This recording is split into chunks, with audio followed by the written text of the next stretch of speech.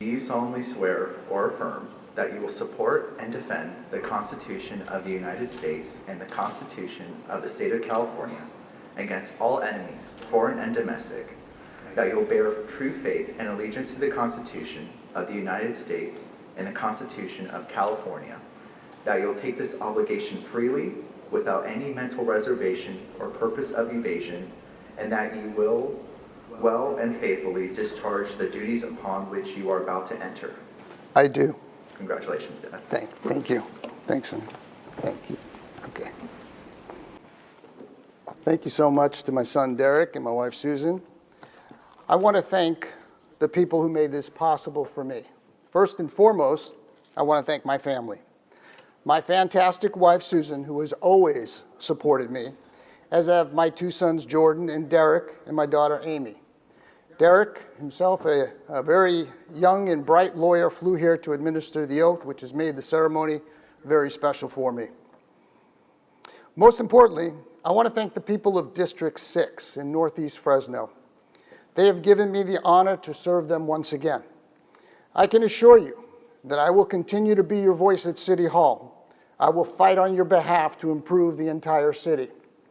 I am honored to have earned your trust. I never take it for granted, and I will always serve you with honesty and integrity. My life has been about public service.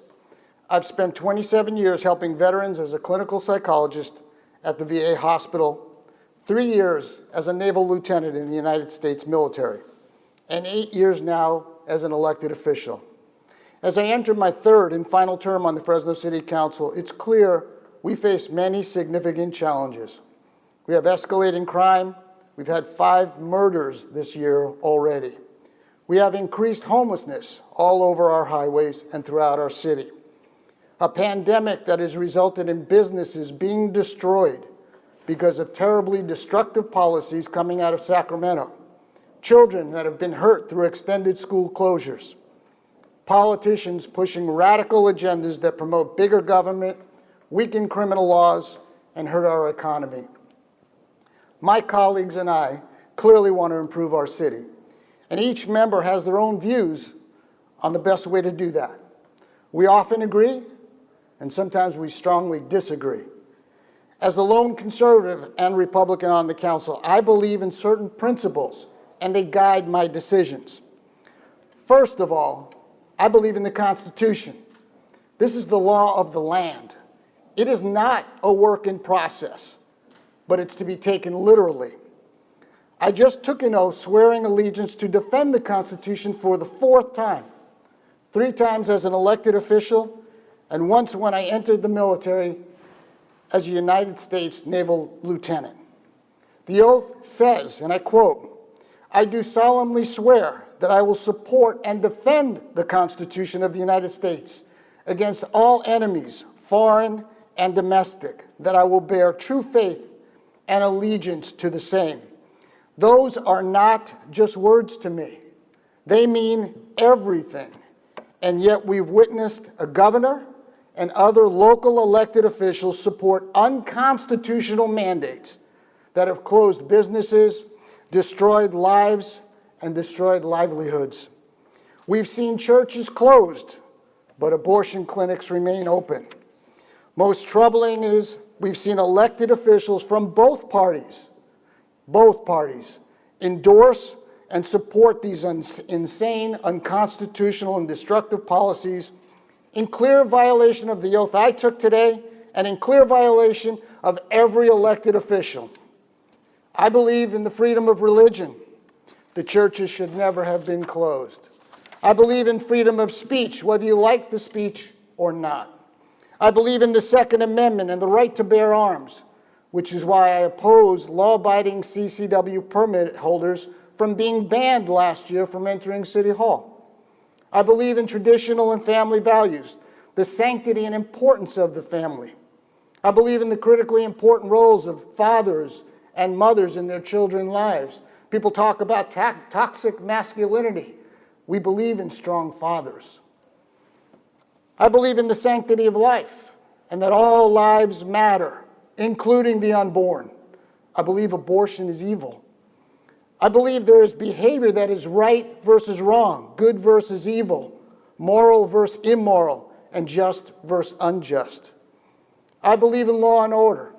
I condemn all violence and destruction of property, which is why I condemned the violence that took place at our nation's capital yesterday, and why I condemned all the violence that took place in cities across our nation during the summer, while others remained silent.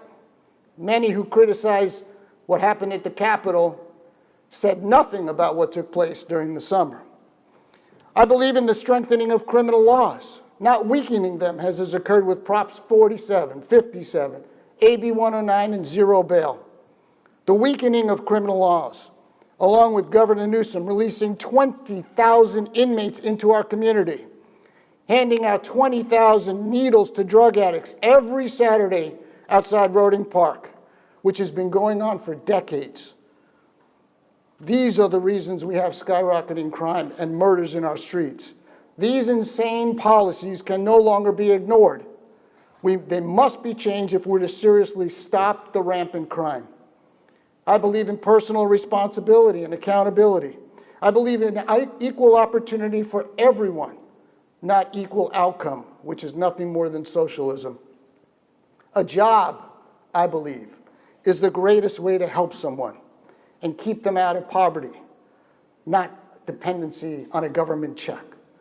I believe in low taxes and minimal regulations and small government. And these are the principles that have guided everything that I do. These are the principles that guide me as I address serious problems facing our city.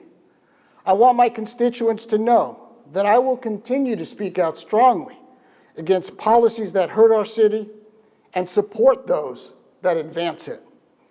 I will continue to focus on the priorities that my constituents want. Specifically, I will fight against government overreach, which we've seen over the last 10 months, when we went from a 14-day stop the curve to a 10-month nightmare. I'll fight against intruding in people's lives as we witness these destructive lockdowns. And I will continue to strongly support our police department. I'll work to hire more police officers and firefighters and defend them, not defund them.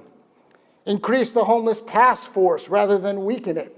Continue to seek to remove the homeless from our highways. End the anti-business culture at City Hall and ensure that taxpayer money is spent wisely and in a transparent fashion. I will mitigate the expansion of big government at City Hall and fix our streets and sidewalks. That's what people want. These are clearly difficult and challenging times, but I have no doubt, we'll be successful if we stand and fight for the principles and values that have made our city and this nation great. I will continue that fight. I will never back down, never. In fact, I will double down and then triple down on my efforts to make sure we end this cycle of violence, improve our economy, support our police, and speak out strongly against radical and destructive policies that hurt our city, no matter where they come from, Sacramento, Washington, or even out of this building. You know, our country remains the land of opportunity, and no matter what your socioeconomic background, sex, gender, sexual orientation, or race, through one's own hard work and God-given talent, you can achieve the American dream and accomplish great things. That's why people from all over the world want to be in this country. I intend to be a positive force to ensure those opportunities exist for every citizen and family in our city. I again want to thank you, and may God continue to bless Fresno and the United States of America, the greatest nation on earth. Thank you.